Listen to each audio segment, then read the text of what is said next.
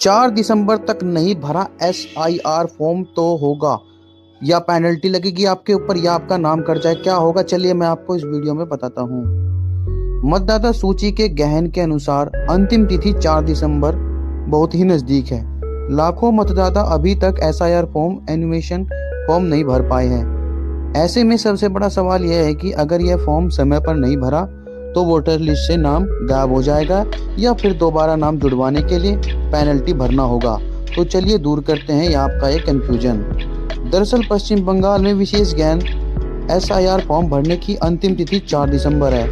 अगर आप इस दौरान किसी कारणवश आपका नाम नहीं जुड़ा तो चिंता करने की कोई ज़रूरत नहीं है, लेकिन सतर्क रहने की पूरी ज़रूरत है। चुनाव आयोग ने यह साफ कर दिया है कि फॉर्म न भरने पर कोई जुर्माना या कानूनी पेनल्टी नहीं है।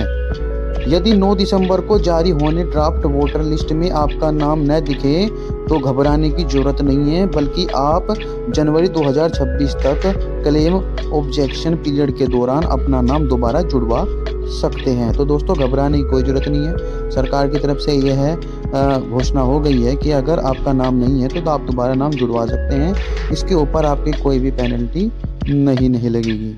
यदि आप पश्चिम बंगाल के वोटर हैं और आपका नाम पिछली वोटर लिस्ट में था लेकिन आपने फॉर्म नहीं भरा या BLO आपसे संपर्क नहीं कर पाए और उनका नाम SIR कॉम्पेटेबल लिस्ट में नहीं है तो आपके खिलाफ कोई कार्रवाई नहीं होगी।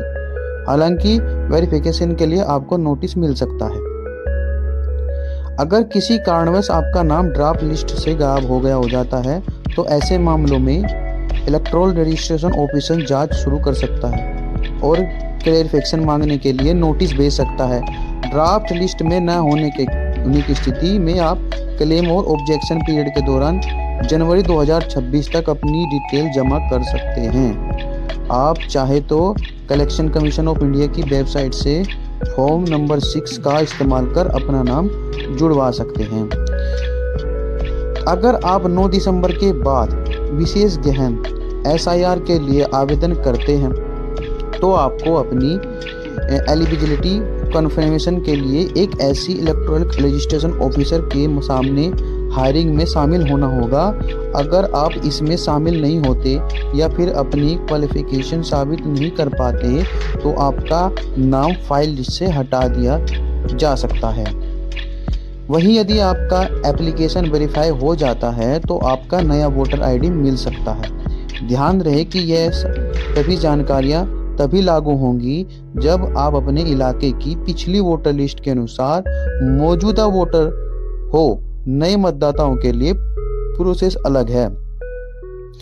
तो दोस्तों ये चीज आपको जानकारी हमने दी है, ठीक है ना। अगर आपके पास आपका नाम ID कुछ भी नहीं है तो आप जाकर कमीशन ऑफिसर से मिले और वहां जाकर आप अपनी क्वालिफिकेशन सब अपनी दिखाएं, ठीक है ना। तो आपकी जो है ना वोटर लिस्ट में नाम दोबारा से जोड़ दिया जाएगा। जी हाँ, 2026 26 जनवरी तक